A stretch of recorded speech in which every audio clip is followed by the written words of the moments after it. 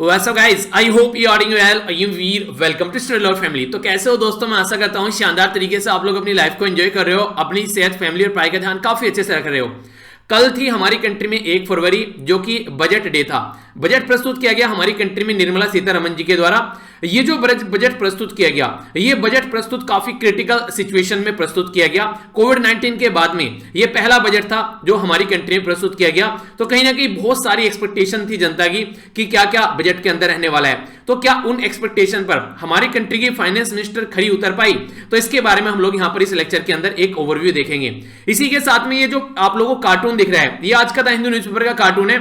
उसने दिखाने की कोशिश की है कि फाइनेंस मिनिस्टर जो है वो बिल्कुल ऐसे ही एक रस्सी पर चल रही है। जैसे आप लोगों ने देखा होगा जब मदारी जब खेल दिखाते हैं, वो रस्सी पर जब चलते हैं तो बैलेंस बनाने की कोशिश करते हैं। तो इनके द्वारा भी एक साइड में यहां पर है सोशल वेलफेयर की स्कीम और दूसरी साइड में इंफ्रास्ट्रक्चर, इसके बीच में एक बैलेंस बनाने की कोशिश की जा रही है और 2021 की तरफ को ये बढ़ रही है। और ये क्या है? वैक्सीन ईयर है, आप लोगों को वैक्सीनेशन देखने को मिल रहा है। 2020 जो रहा वहां पर काफी कुछ प्रॉब्लम देखने को मिली।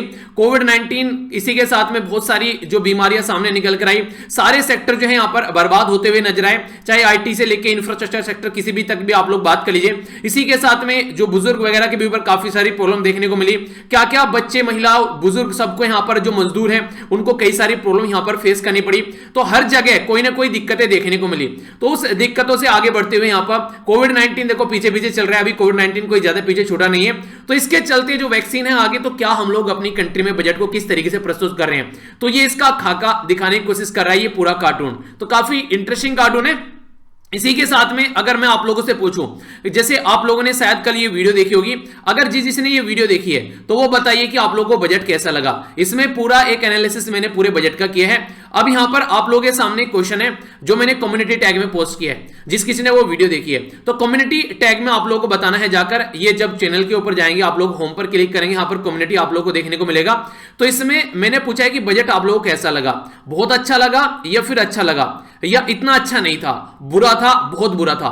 तो 5 पॉइंट में से कौन सा पॉइंट आप लोग देना चाहेंगे? तो 1 2 3 4 5 अगर आप लोगों से पूछूं कि being a citizen of India, भारतीय नागरिक होने के नाते आप लोगों को ये जो बजट है ये कैसा लगा, तो आप लोग इसके बारे में क्या बोलोगे? तो आप लोग अपनी राय यहां पर बता सकते हैं। बाकी आइए अब लेक्चर स्टार्ट करते हैं। काफी कुछ इंटरेस्टिंग आप लोगों को इस लेक्चर के अंदर जानने को मिलने वाला है। एक इंपोर्टेंट नजर में आप लोगों के लिए यहां पर जो डिस्कस करेंगे, कहां से कितना कितना पैसा आया और कहां पर कितना कितना पैसा गया, इसके ऊपर भी एक ओवरव्यू आप लोगों को यहां पर देखने को मिलेगा। तो डिटेल में इसको समझेंगे अभी यहां पर। इसी के साथ में कई और इंटरेस्टिंग चीजें जानने को मिलेगी कि विजन क्या रहा और क्या क्या हमारी कंट्री में जो बेसिकली ये हमारी कंट्री में 2021 में क्या क्या यहां पर अचीव करने वाले हैं। तो इन सब चीजों के ऊपर भी फोकस डालेंगे, कहां पर क्या क्या कितना पैसा एलोकेशन किया गया है, तो ये भी आप लोगों को जानने को मिलेगा। तो मोर और लेस मैं बोलूं तो एक काफी इंटरेस्टिंग आप लोगों को एक लेक्चर देखने को मिलेगा जिसको आप लोग अच्छे से एंजॉय कर सकते हैं। जिस किसी ने भी कल का लेक्चर देखा है उनके लिए एक अच्छा रिवीजन भी आप लोगों को देखने को मिलेगा और कुछ एक्स्ट्रा चीजें भी आप लोगों को यहां पर जानने को मिलेगी। सबसे पहले बात करते हैं विजन क्या रहा। अगर विजन करें तो विजन है यहां पर आत्मनिर्भर भारत, यानी कि अपने ऊपर फोकस देना है। जैसे चाइना के ऊपर डिपेंडेंसी थी, दूसरी कंट्री के ऊपर डिफेंस में डिपेंडेंसी थी, वो सारी दूसरी कंट्री के ऊपर जो निर्भरता है वो खत्म करनी है और अपने देश के ऊपर हम लोग को निर्भर रहना है। तो पूरा फोकस जो बेसिकली विजन या फिर थीम आप लोग बोल सकते हैं, ये है आत्मनिर्भर भारत। आत्मनिर्भर भारत ये कोई नया आइडिया नहीं है।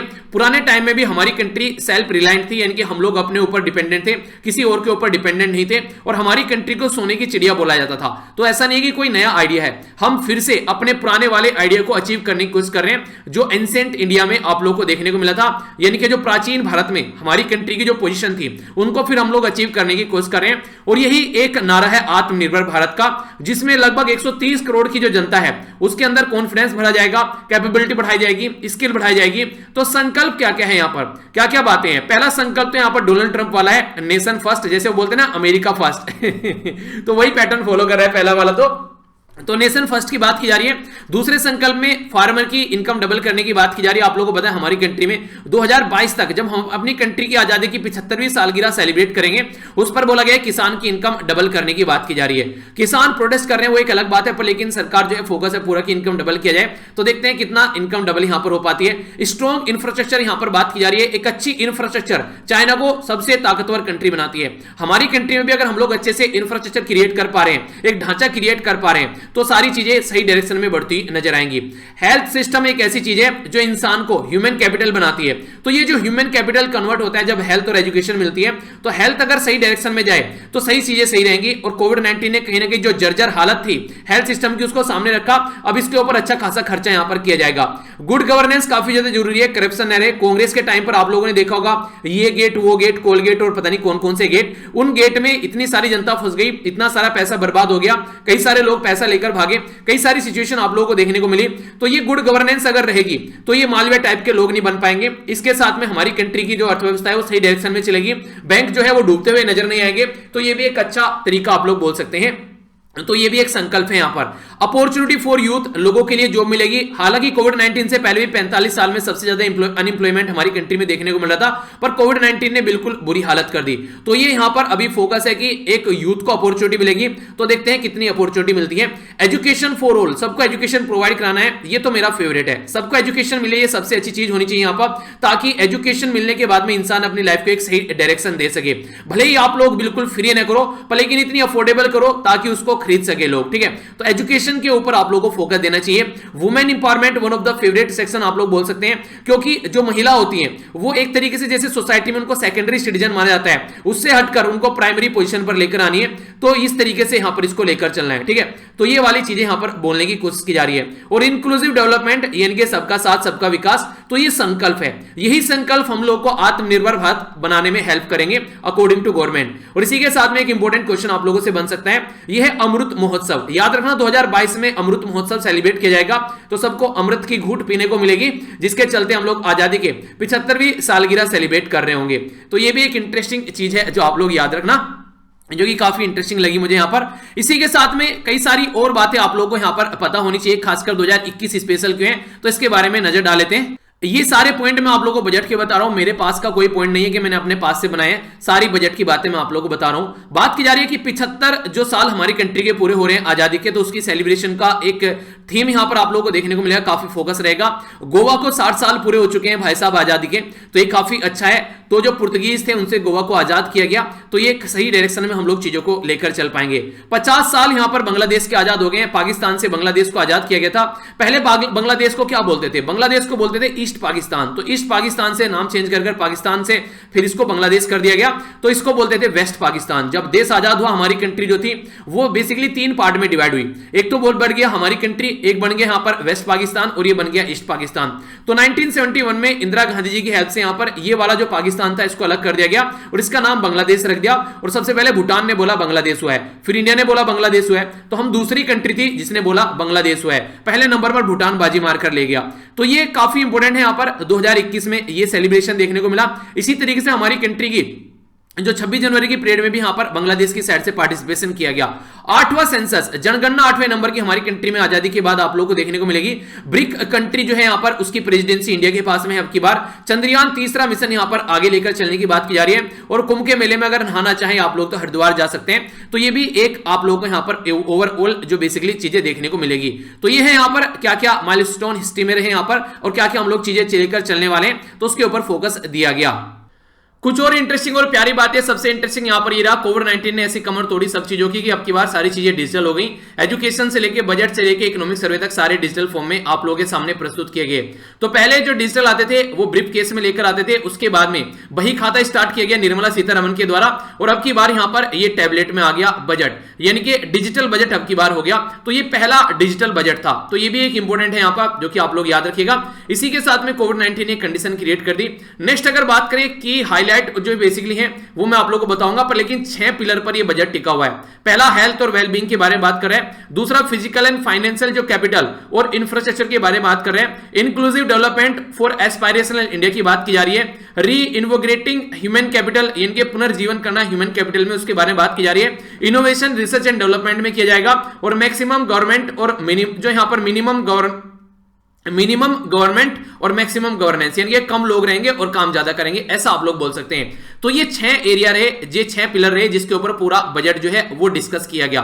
बाकी आइए एक नजर डाल लेते हैं यहां पर कि पैसा कहां से आ रहा है और पैसा कहां को जा रहा है। तो ये इंपॉर्टेंट है जो कि आप लोगों को यहां पर याद रखना है। इंक्रीजिंग से डिक्रीजिंग या फिर डिक्रीजिंग से इंक्रीजिंग में आप लोगों को यहां पर चीजें पहुंची जा सकती है। तो काफी इंपॉर्टेंट है यहां पर जो सबसे ज्यादा जो पैसा गया, पहले आप लोग उसके बारे में बात कर लेते हैं। पैसा कहां कहां जा रहा है यहां पर, तो यहां पर या फिर आने वाला पहले करते हैं, ठीक है, पहले आने वाला कर लेते हैं तभी तो जाएगा, ठीक है। तो पहले आने वाला देख लेते हैं। तो पैसा कहां कहां से आ रहा है, तो सबसे ज्यादा जो पैसा आ रहा है वो आ रहा है कहां से, बोरोइंग से। बोरोइंग और लाइबिलिटीज। बोरोइंग क्या होती है, उधारी ले ली। लाइबिलिटीज क्या होती है, जो देना होता है। बैंक में आप लोग पैसा ले जाकर रखते हैं अपना, तो बैंक के ऊपर लाइबिलिटी होती है, बैंक को आप लोग का पैसा रिटर्न करना है। एसेट्स है वो आप लोगों के लिए, आप लोग की एसेट है और बैंक के ऊपर लाइबिलिटी है। उधारी, आप लोगों से मैं पैसा लूं अगर, तो मैं आप लोगों की लाइबिलिटी में आ जाऊंगा, आप लोगों की उधारी रहेगी मेरे ऊपर जो मुझे रिटर्न करनी है। तो ये है बेसिकली लाइबिलिटी, ठीक है। इसी के साथ में ये पहले नंबर पर है जहां से पैसा सबसे ज्यादा आया, यानी कि उधारी से गवर्नमेंट ने सबसे ज्यादा पैसा उठाया। खस्ता हालत रही देश की, ऐसा आप लोग बोल सकते हैं। तो उधारी से सबसे ज्यादा पैसा आ रहा है। इसी के साथ में दूसरा जो पैसा अच्छे लेवल पर आ रहा है, ये आ रहा है इनकम टैक्स से। इनकम टैक्स से यहां पर आ रहा है ये 14%, लाइबिलिटी से आ रहा है 36%। तो पहले नंबर पर है लाइबिलिटी और बोरिंग, तो बीएल याद रखना। दूसरे नंबर पर है इनकम टैक्स, तीसरे नंबर पर है यहां पर कॉर्पोरेट टैक्स, इनकम टैक्स नहीं है, दूसरे नंबर पर है जीएसटी। तो जीएसटी ने अच्छा खासा पैसा दिया। और तीसरे नंबर पर है यहां पर इनकम टैक्स और चौथे नंबर पर है यहां पर कॉर्पोरेट टैक्स। तो याद रखना, पहले नंबर पर है बोरोइंग और लायबिलिटी, दूसरे नंबर पर है जीएसटी, तीसरे नंबर पर है इनकम टैक्स, चौथे नंबर पर है यहां पर ये कॉर्पोरेट टैक्स। तो इंपॉर्टेंट क्वेश्चन आप लोगों से बन सकता है कि इंक्रीजिंग या फिर डिक्रीजिंग ऑर्डर में आप लोगों से ये लगाने के लिए आ सकता है, ठीक है। नेक्स्ट अगर आप लोगों से बात करूं यहां पर, तो यूनियन एक्साइज जो ड्यूटी है ये आप लोगों को देखने को मिलेगी 8%। इसी के साथ में अगर आगे बात करें, नेक्स्ट यहां पर बात की जा रही है, ये नॉन टैक्स रिवेन्यू है, ये 6% निकल कर आ रहा है। नॉन डेट जो कैपिटल रिसिट है ये 5% है, और जो कस्टम है यहां पर ये 3% है। तो यहां से पैसा आ रहा है। तो पैसा कहां से आया सबसे ज्यादा, बोरोइंग लायबिलिटी से आया, दूसरा आया जीएसटी से, तीसरा आया इनकम टैक्स से, और चौथा आया कॉर्पोरेट टैक्स से। तो ये तो जरूर याद रखिएगा, इंपॉर्टेंट है, डायरेक्ट क्वेश्चन बन सकता है, जो कि आप लोग जो नॉन यूपीएससी टाइप एग्जाम होते हैं, फिर वनडे टाइप एग्जाम होते हैं, उनमें आप लोगों से क्वेश्चन पूछ लिया जाएगा डायरेक्ट। अब इंटरेस्टिंग क्वेश्चन यहां पर ये बन रहा है कि पैसा जा कहां कहां रहा है, तो सबसे ज्यादा कहां जा रहा है। तो आप लोग कॉमन सेंस अगर थोड़ी सी लगाएंगे, जहां सबसे ज्यादा आप लोग उधारी ले रहे हैं तो सबसे ज्यादा उसका पेमेंट करने में जाएगा। तो सबसे ज्यादा जो पैसा जा रहा है वो जा रहा है इंटरेस्ट पेमेंट करने में। तो जो पैसा जा रहा है 80 पैसे बचेंगे ओनली, इसमें से 20 पैसे जो है अकेले ये इंटरेस्ट पेमेंट में जा रहे हैं। तो 20 पैसे इंटरेस्ट पेमेंट में चले गए। बाकी का जो स्टेट को शेयर दिया गया टैक्स में और ड्यूटीज में, ये 16% स्टेट के शेयर में चला गया।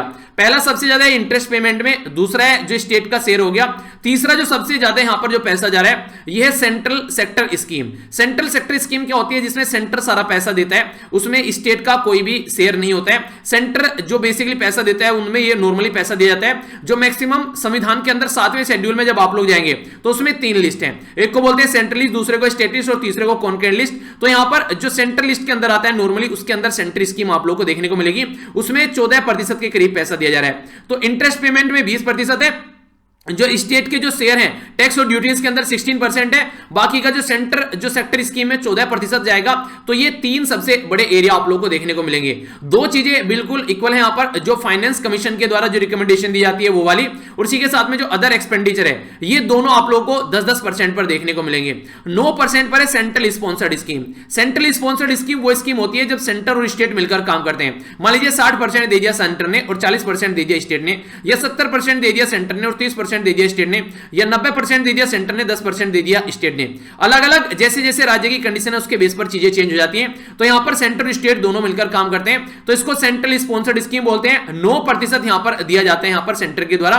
तो 9% पैसा गया इस पर्टिकुलर स्कीम के अंदर में, ठीक है। इसी के साथ में नेक्स्ट अगर मैं आप लोगों से बात करूं, सब्सिडी जो दी जाती है, छूट दी जाती है, यूरिया पर सब्सिडी दे दी, सिलेंडर पर सब्सिडी दे दी, वो वाली चीज। डिफेंस का जो बजट है ये 8% है यहां पर, ये काफी इंपॉर्टेंट है, इसके बारे में याद रखना। इसी के साथ में जो पेंशन दिया जाता है, पेंशन अलग अलग तरीके जो पेंशन हमारी कंट्री में देखने को मिलती है, उसमें लगभग 5 पैसे आप लोगों को जाते हुए नजर आते हैं, या 5% आप लोग यहां पर बोल सकते हैं। तो पैसा आ कहां से रहा है और पैसा जा कहां को रहा है, तो ये एक इंपॉर्टेंट डेटा है जो कि आप लोगों से डायरेक्ट क्वेश्चन पूछ लिया जाता है। तो इसके बारे में एक आइडिया आप लोगों को होना चाहिए, तभी आप लोग चीजों को समझ पाएंगे, एक ओवरव्यू आप लोगों को लगा पाएंगे कि कहां से कितना पैसा हमारी कंट्री में देखने को मिल रहा है। बाकी अगर यहां पर आप लोगों से बात करूं तो मेजर एलोकेशन क्या क्या देखने को मिल रही है, तो मिनिस्ट्री ऑफ हाउसिंग को कितना पैसा गया ये बताया गया यहां पर। तो ये लगभग आप लोगों को देखने को मिलेगा यहां पर। ये देखिए बेसिकली यहां पर डेटा आप लोगों को रटना नहीं है, ठीक है, कभी आप लोग इसको रटने बैठ जाओ। तो ये डेटा है आप लोगों के सामने, बस थोड़ा सा हल्का सा एक ओवरव्यू आप लोगों को मिल जाएगा, तो आप लोगों की अंडरस्टैंडिंग थोड़ी बढ़ेगी कि हाँ हमारी कंट्री में कहां कहां पर कितना पैसा जा रहा है। क्योंकि इनडायरेक्ट और डायरेक्ट वे में बोलूं तो आप लोगों का टैक्स है, ये आप लोगों की जो टैक्स की मनी है, तो ये आप लोगों को थोड़ा पता होना चाहिए। और या फिर आप लोग अभी तो पढ़ रहे हैं, आगे चलकर टैक्स पे करेंगे तो उससे आप लोग कनेक्ट कर सकते हैं।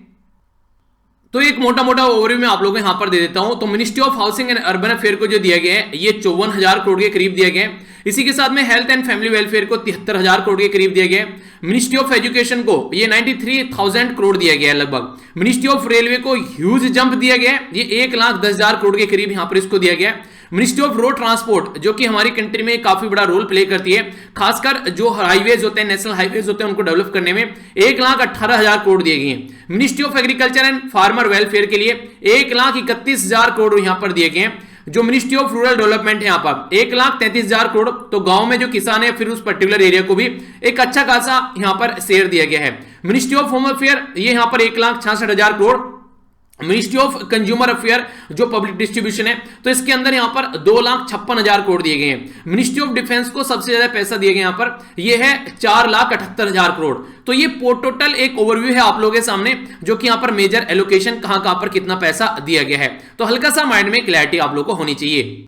बाकी कुछ इंपॉर्टेंट पॉइंट है जो आप लोगों को यहां पर याद रखने हैं, जो कि डायरेक्ट आप लोगों से क्वेश्चन पूछा जा सकता है। तो एस्टिमेशन जो लगा है फिस्कल डेफिसिट का, तो यानी कि आमदनी अठन्नी और खर्च रुपया वाली बात करेंगे हम लोग, तो 9.5% है, हम लोग घाटे में चल रहे हैं हमारी जीडीपी का, अगर आप लोग काउंट करेंगे। क्योंकि आप लोगों को पता है कोविड-19 ने कहानी खराब कर दी है, तो ये काफी बड़ा एक प्रॉब्लम यहां पर देखने को मिली। तो इंपॉर्टेंट पॉइंट है यहां पर याद रखना, ये 9.5% फिस्कल डेफिसिट आप लोग को देखने को मिला। दूसरा जो इंपॉर्टेंट पॉइंट है यहां पर 35,000 करोड़ के करीब यहां पर कोविड-19 की वैक्सीन को दिए गए ताकि दवाई बनाई जा सके।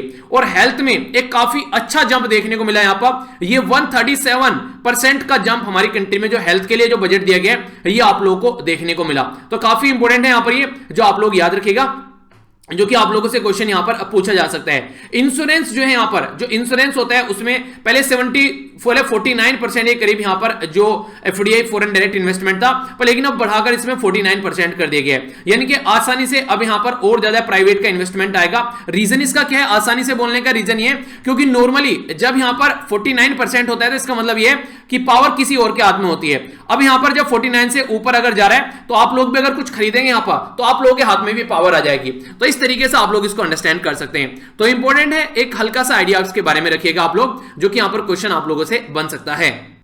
बाकी यहां पर एक रविंद्रनाथ जी की जो रविंद्रनाथ टैगोर जी की जो एक कोटेशन है, जो मैंने आप लोगों को याद होगा, ये टेलीग्राम और ट्विटर पर भी मैंने पेस्ट की थी।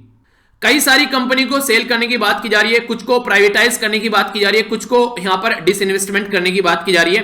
तो बेसिकली इसी के चलते जो कांग्रेस में अपोजिशन है उनके द्वारा यहां पर बोला भी गया कि कंट्री जो है वो प्राइवेटाइज पर ज्यादा फोकस कर रही है, हमारी कंट्री का जो बजट है वो एक तरीके से अमीरों पर ज्यादा फोकस कर रहा है। तो कई सारे लोगों के द्वारा इसको क्रिटिसाइज भी किया गया। प्राइम मिनिस्टर मोदी साहब के द्वारा बोला गया बजट जो है वो काफी एक तरीके से रियलिटी को दिखाने वाला है और एक कॉन्फिडेंस भरने वाला है, खासकर कोविड-19 के टाइम पर। लेकिन राहुल गांधी साहब के द्वारा बोला गया कि ये यहां पर हमारी कंट्री को कैपिटलिज्म के हाथ में पहुंचा रहा है, जो इनके दोस्त हैं कैपिटलिस्ट, उनको ये सामान बेचा जा रहा है। तो दोनों का वर्जन आप लोग यहां पर देख सकते हैं। ये कुछ इसी पैटर्न पर वेस्ट बंगाल की जो चीफ मिनिस्टर है उनके द्वारा भी कुछ ऐसी बातें बोली गई, यानी कि घुमा फिराकर बोला जाए तो इनके द्वारा चीजों को क्रिटिसाइज किया गया है।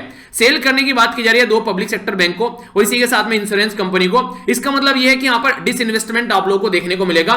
डिसइन्वेस्टमेंट क्या होता है, मैंने आप लोगों को पहले बताया था, जब आप लोगों के पास में जो शेयर होते हैं वो 51% तक अगर आप लोगों के पास में शेयर है तो ये डिसइन्वेस्टमेंट है। जब आप लोग इसको शेयर को, आपके वाला शेयर जो है वो घटकर 50% से नीचे आ जाता है, तो इसका मतलब है किसी और के हाथ में ओनरशिप चली गई। अब यहां पर ये प्राइवेटाइज हो गया, डिसीजन मेकिंग पावर किसी और के हाथ में चलेगी। तो 51% तक तो ये डिसइन्वेस्टमेंट रहता है, पर लेकिन इसके जैसे ये नीचे बढ़ना स्टार्ट होता है, फिर जैसे 50 पर आ गया तो अब 50-50 हो गया। आप लोग और अगर वो सहमत नहीं होंगे तो काम नहीं हो पाएगा, इसमें दोनों को सहमत होना जरूरी है। पता चला आपके शेयर हो गए 49% और सामने वाले के हो गए 51, तो इसका मतलब यह है कि अब सारे डिसीजन वो लेगा, आप इसमें कुछ नहीं कर पाओगे। पाओगे, सामने वाले के हाथ में पावर चलेगी कंप्लीटली।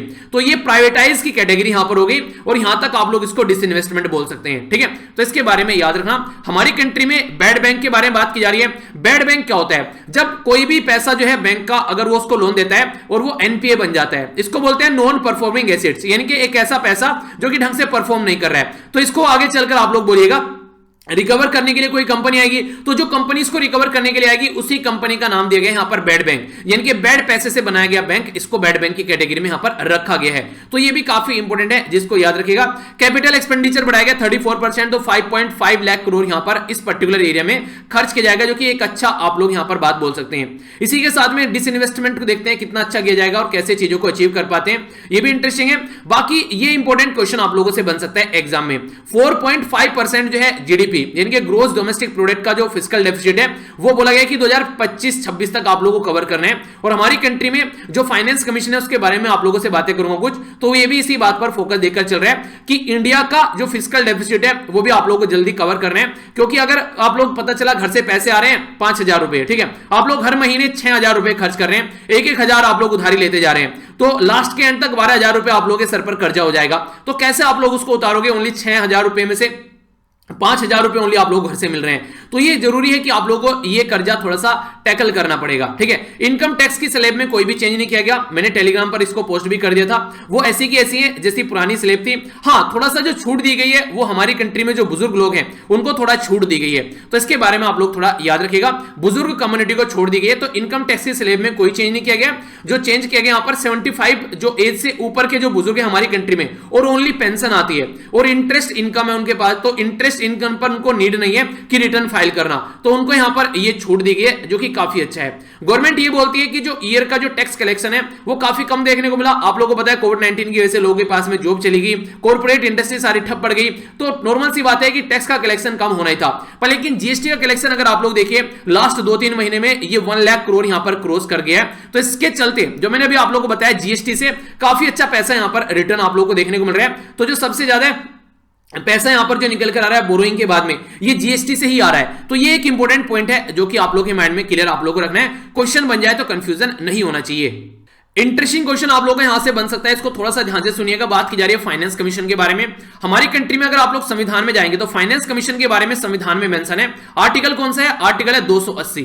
तो 280 यहां पर फाइनेंस कमीशन के बारे में बात करता है। फाइनेंस कमीशन क्या करता है? ये सेंटर और स्टेट के बीच में टैक्स का डिस्ट्रीब्यूशन करता है, यानी कि पैसे को बांटता है, ऐसा आप लोग बोल सकते हैं। तो जो भी पैसा इकट्ठा होता है पहले से सेंटर और स्टेट को उसका डिस्ट्रीब्यूशन देगा। तो यहां पर ये 15 फाइनेंस कमीशन था हमारी कंट्री में, 15 फाइनेंस कमीशन, याद रखना, ठीक है। तो ये 2021 से लेकर 2026 तक का ये फाइनेंस कमीशन चलने वाला है। और इसके चेयरमैन कौन थे? ये थे एनके सिंह। तो एनके सिंह जी की अध्यक्षता में यहां पर ये फाइनेंस कमीशन बनाया गया। हमारी कंट्री में एक एफआरबीएम करके एक्ट बनाया गया था, एफआरबीएम, ठीक है। इसके बारे में याद रखना, इसको बोलते हैं fiscal responsibility budget management act. तो इसको जब यहां पर ये एक्ट लाया गया, इसके लिए जो कमेटी बनाई गई थी उसके चेयरमैन भी एनके सिंह साहब ही थे। एफआरबीएम क्या बात करता है? तो नाम से आप लोग देखते हैं fiscal responsibility and budget management, यानी कि फिस्कल को मैनेज करने की रेस्पॉन्सिबिलिटी आप लोग की है और बजट को तभी आप लोग मैनेज कर पाएंगे। तो दोनों को साथ में लेकर चलना है अगर कंट्री में आप लोगों को स्टेबिलिटी रखनी है तो ये एक इंपॉर्टेंट पॉइंट है जो आप लोग याद रखना।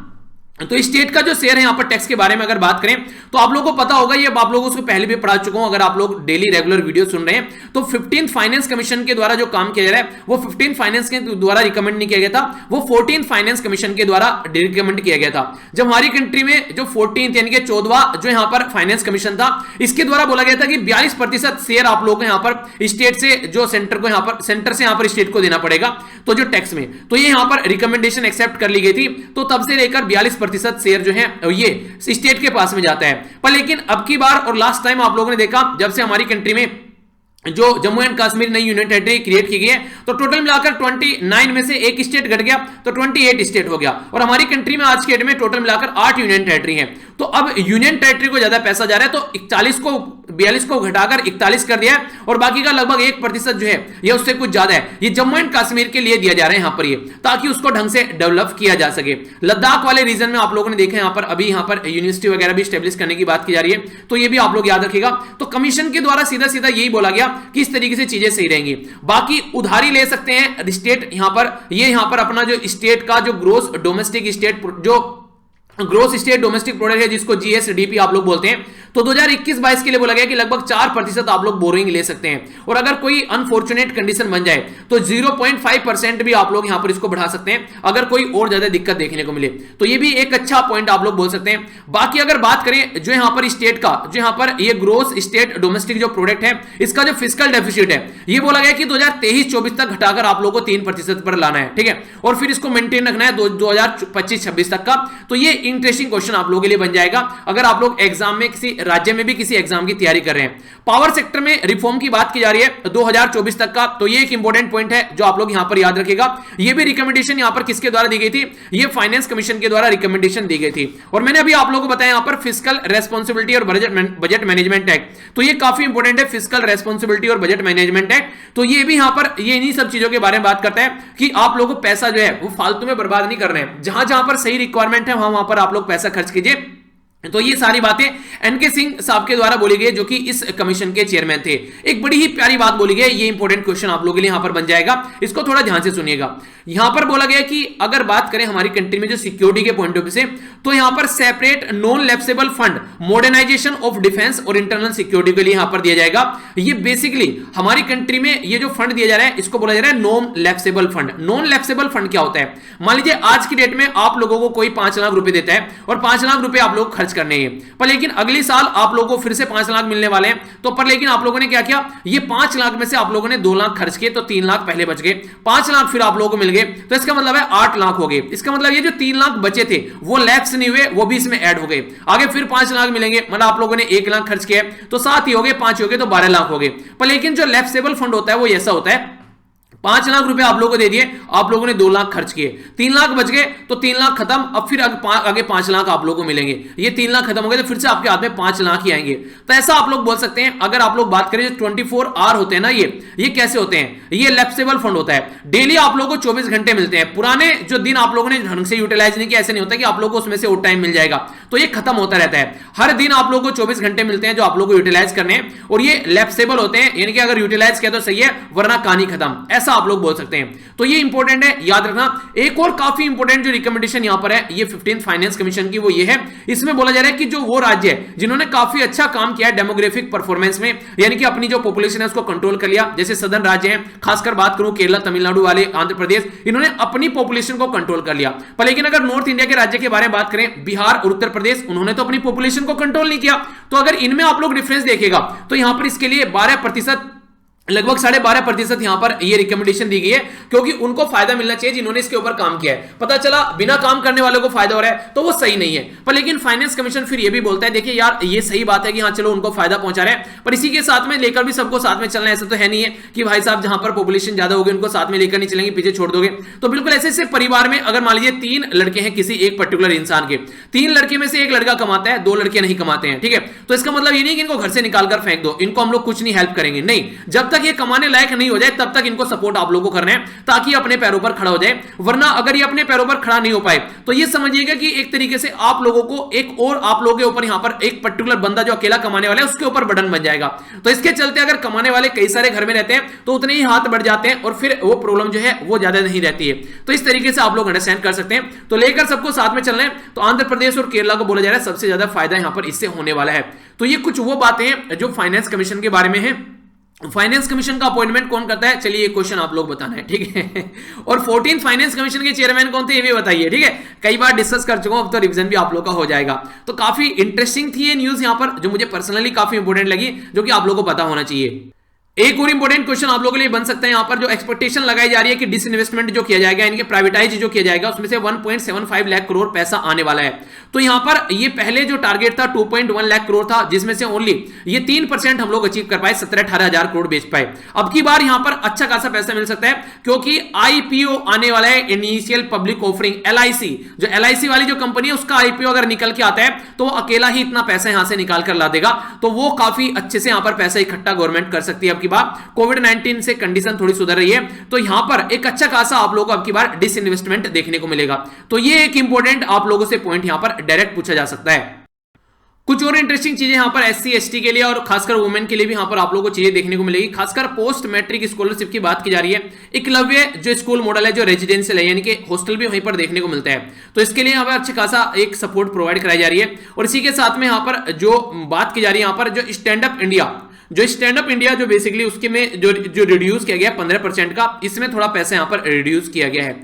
नेक्स्ट अगर बात करते हैं यहाँ पर, तो यहाँ पर जो माइग्रेंट वर्कर है उनके लिए भी कुछ काम किया गया, जैसे कि one nation one ration card launch किया गया, कहीं पर भी वो जाते हैं उनको प्रॉपर वे में खाना दाना मिल सके, तो इसके ऊपर फोकस किया जा रहा है। 4 लेबर कोड जो है उनको इकट्ठा करके एक जगह लाया गया है। इंप्लॉई जो स्टेट इंश्योरेंस कंपनी है वो यहां पर हेल्प करती हुई नजर आएगी। तो ये कई सारे एरिया है, पोर्टल बनाया जाएगा इनकी इंफॉर्मेशन को एक जगह इकट्ठा करने के लिए, तो ये भी इंपॉर्टेंट पॉइंट है। दूसरा, वुमेन जो है ये इंपॉर्टेंट है। यहां पर वुमेन को जो नाइट शिफ्ट में काम करती है तो उनके लिए एडुकेट जो प्रोटेक्शन प्रोवाइड कराई जाएगी, तो ये भी इंपॉर्टेंट है। इसी के साथ में जो इंपावर किया जाएगा सिंगल रजिस्ट्रेशन लाइसेंसिंग ऑनलाइन, ताकि जो ईज ऑफ डूइंग बिजनेस हमारी कंट्री में की जा सके, तो ये भी काफी इंपॉर्टेंट है यहां पर। इसी के साथ में कंट्रीब्यूशन जो यहां पर आप लोगों को देखने को मिलेगा, जो इंप्लॉई का खासकर जो बात की जा रही है यहां पर एक तरीके से इंश्योर करने के लिए जो कंट्रीब्यूशन है उसको एक ढंग से डिपॉजिट जो रहेगा इंप्लॉई की साइड से, जो कंट्रीब्यूशन रहेगा एम्प्लॉयर की साइड से, तो यहां पर बात की जा रही है कि employer shall never be allowed to deduce the employ. ठीक है, तो यहां पर ये एक तरीके से कहीं ना कहीं जो खासकर जो वर्कर है उनके फायदे में आप लोग ये बात बोल सकते हैं, उनको काफी ज्यादा फायदा यहां से देखने को मिलने वाला है। ठीक है, तो ये मैंने आप लोगों को बता ही दिया। तो ये है यहां पर एक है important point micro small and medium enterprise के बारे में। तो इसके लिए बोला जा रहा है कि एक तरीके से रिव्यू किया जा रहा है, मोर देन जो 40 और जो कस्टम ड्यूटीज हैं उनसे एग्जेम्प्ट किया जाएगा, ताकि प्रॉपर वे में यहां पर काम किया जा सके। जो मिनिमम जो यहां पर micro small and medium enterprise होते हैं, ड्यूटी फ्री बेसिकली चीजों को प्रोवाइड कराने की कोशिश की जा रही है। इसी के साथ में अगर बात करें तो बात की जा रही है कि एक तरीके से जो फर्दर रिड्यूस किया जाएगा जो बर्डन होता है, और इंक्रीज किया जाएगा जो एक तरीके से लिमिटेड जो टैक्स ऑडिट है उसके ऊपर फोकस किया जा रहा है। नेक्स्ट यहां पर जो बात की जा रही है मैकेनिज्म को सुधारने की कोशिश की जा रही है। बेसिकली पूरा फोकस यहां पर ये ऐसा है कि कैसे हम लोग जो आसान काम कर सकते हैं, ताकि जो इस पर्टिकुलर एरिया में काम करने वाले हैं वो ढंग से अपना काम कर सके, उनके ऊपर कोई बर्डन न पड़े। हालांकि ये मैंने आप लोगों को बता दिया, एक और नजर यहां पर डाल सकते हैं। स्टेट को 4% जो उनका जो बेसिकली यहां पर अभी जो स्टेट का जो जीडीपी है उसका यहां पर 4% तक बोरोइंग करने की बात की जा रही है। रेलवे को रिकॉर्ड एलोकेशन किया गया 1.1 लाख करोड़।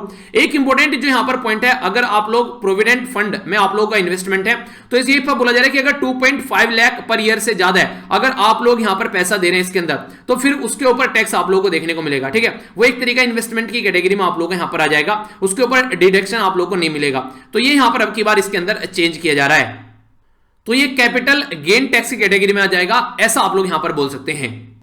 एक और इंपॉर्टेंट बात, यहां पर बजट एक ऐसी चीज है जो कि बिल्कुल गर्म चाय के तरीके से, कॉफी के तरीके से है, जो कि आप लोगों को घूट घूट में पीना है। ये ठंडा पानी नहीं है कि एकदम मुंह से लगाए या फिर जूस आप लोग मुंह के लगाए पी गए, बिल्कुल एकदम ऐसे पियोगे तो पेट खराब हो जाएगा, पचा नहीं पाओगे। यानी कि बजट में बहुत सारे डेटा होते हैं, आप लोग बैठकर आप लोगों को रटना नहीं है इनको, डे बाय डे डिस्कशन करते रहिए, सुनते रहिए, क्वेश्चन अटेम्प्ट करते रहिए, तो ये सारी चीजें आप लोगों को देखने को मिलेगी। डेटा आता रहेगा, आप लोगों को याद होता रहेगा, एक प्रैक्टिस में चीजों को आप लोगों को लेकर आना है। सबसे जो इंपॉर्टेंट तरीका होता है सही तरीके से आप लोगों को डेटा याद करने का, वो होता है न्यूज़पेपर। डेली कुछ ना कुछ अब इसके ऊपर डिस्कशन आता रहेगा, यहां पर तो यार इतना पैसा कम कर दिया, यहां पर ज्यादा करना चाहिए था, ऐसे आप लोगों को देखने को मिलेगा। तो इससे आप लोग चीजों को और अच्छे से कनेक्ट कर पाएंगे अपने साथ में। तो ये चीजें याद रखिए, कंफ्यूजन में आप लोगों को नहीं आना है। कॉर्पोरेट टैक्स की बात की जा रही है, हमारी कंट्री में कॉर्पोरेट टैक्स काफी नीचे आ गया है, तो ये लगभग आप लोग इंडिया 25.17% के करीब आप लोगों को देखने को मिल रहा था। तो ये हमारी कंट्री में जो कॉर्पोरेट टैक्स जो घटाया जा रहा है, ये इससे फायदा ही हो रहा है कि बाहर के लोग हमारी कंट्री में इन्वेस्टमेंट करेंगे अच्छे लेवल पर आकर। तो ये रिडक्शन इन कॉर्पोरेट टैक्स आप लोग यहां पर देख सकते हैं। बाकी कुछ और इंटरेस्टिंग जो चीजें हैं, ये यहां पर जो बात की जा रही है, सेंटर के द्वारा मिलाने की बात की जा रही है 4 जो लॉ है उनको एक लॉ के अंदर। Security exchange board of India, जिसको सेबी बोलते हैं, 1992 में स्टेब्लिश किया गया था। डिपॉजिटरी एक्ट 1996 का है। सिक्योरिटी कॉन्ट्रैक्ट रेगुलेशन एक्ट 1956 है। गवर्नमेंट सिक्योरिटीज एक्ट 2007 का है। सबको मिलाकर एक कोड लाया जाएगा, जैसे लेबर कोड लाए गए थे ना, ऐसे ही ये सबको मिलाकर एक कोड लाया जाएगा। तो डायरेक्ट अगर क्वेश्चन पूछ ले जाए तो कंफ्यूज मत होएगा कि कहां से आ गया, तो भाई साहब यहां से आ गया। ठीक है, तो इसको आप लोग याद रखिएगा, ताकि आप लोगों से क्वेश्चन पूछे जाए तो कंफ्यूजन में आप लोग न आए। तो ये इंटरेस्टिंग है काफी, जो कि किनको मर्ज किया गया ये पूछ सकते हैं क्वेश्चन। कल्चर वल्चर काफी खेल लिए, तो गवर्नमेंट कह रही है अब कल्चर कल्चर न खेलो, पहले लोगों को संभाल लो, लोग रहेंगे तो कल्चर रहेगी। तो 15% कट कर दिया गया कल्चर मिनिस्ट्री का जो बजट होता है, तो जो बजट एस्टिमेट है वो कट कर दिया गया। आर्कियोलॉजिकल सर्वे ऑफ इंडिया वो रेस्पॉन्सिबल होता है म्यूनमेंट को एक तरह से मेंटेन रखने के लिए, तो इसको बजट चाहिए होता है। तो यहां पर 3149 से घटाकर यहां पर ये 2687 की कैटेगरी में ला दिया गया, तो यानी कि घटा दिया गया यहां पर इसके हिस्से का जो पैसा आता है। तो ये भी एक इंपॉर्टेंट यहां पर न्यूज आप लोग बोल सकते हैं। किसानों को फायदा पहुंचाया जा रहा है कि वीट भी बहुत सारे खरीदे जाएंगे, पल्सेस भी, और यहां पर ऑयल सीड वगैरह, तो किसानों के लिए काफी अच्छा पैसा यहां पर अब की बार दिया गया। आप लोगों को पता है जैसे प्रोटेस्ट देखने को मिल रहा था, तो कहीं ना कहीं गवर्नमेंट ने किसानों को लुभाने की भी कोशिश की है, तो ये एक अच्छा है, कम से कम इसी बहाने किसानों को पैसा जा रहा है। तो हमारी कंट्री में जो किसान है वो और ज्यादा सशक्त बनेंगे इस पर्टिकुलर स्टेप के बाद में। बाकी सारी न्यूज यही है कि बेंजामिन नेतन्याहू से प्राइम मिनिस्टर मोदी ने बात की। सुप्रीम कोर्ट के चीफ जस्टिस ऑफ इंडिया कह रहे हैं मार्च में हम लोग कोर्ट को ओपन कर देंगे। कुछ लोग बोल रहे हैं कि सिंगू बॉर्डर पर और ज्यादा किसान पहुंच गए हैं, बैरिकेड वगैरह वहां पर काफी ज्यादा बढ़ा दी गई है। विराट कोहली जो है फिर से अनुष्का जो उनकी जो बेसिकली जो उनको बेबी हुई है अभी अनुष्का और विराट कोहली को, अब फिर से उसको छोड़कर अपना मैच प्रैक्टिस में आ गए हैं। तो ये सारी बोल बच्चन गिरी और आप लोगों को यहां पर देखने को मिलेगी। ठीक है, तो ये है बेसिकली आज का डिस्कशन। मैं आशा करता हूं कि आप लोगों ने इसको अच्छे से एंजॉय किया होगा। क्वेश्चन वगैरह जो भी है आज के बजट से नहीं, बेसिकली आप लोग ऑलरेडी ओवरडोज आप लोग हो चुके हैं, इतना सारा डेटा है, तो कल से फिर आप लोगों को प्रॉपर डिस्कशन आप लोगों को देखने को मिलेगा। ठीक है, तो ये एक ओवरव्यू था, खासकर रिवीजन भी हो गया होगा अगर आप लोग रेगुलर चीजों को सुन रहे हैं। पीडीएफ सारी इकट्ठी आप लोगों को मिल जाती है, यहां से जाकर डाउनलोड कर लेना। कल वाली भी पीडीएफ आप लोगों को यहां पर मैंने प्रोवाइड करा दी है, और इसी के साथ में आप लोग मेरे साथ ट्विटर, इंस्टाग्राम, फेसबुक पर भी कनेक्ट रह सकते हैं। नेक्स्ट लेक्चर में मिलता हूं। बड़ों को नमस्ते, छोटों को प्यार, छोटी सी लाइफ एंजॉय करें यार। तब तक के लिए जय हिंद।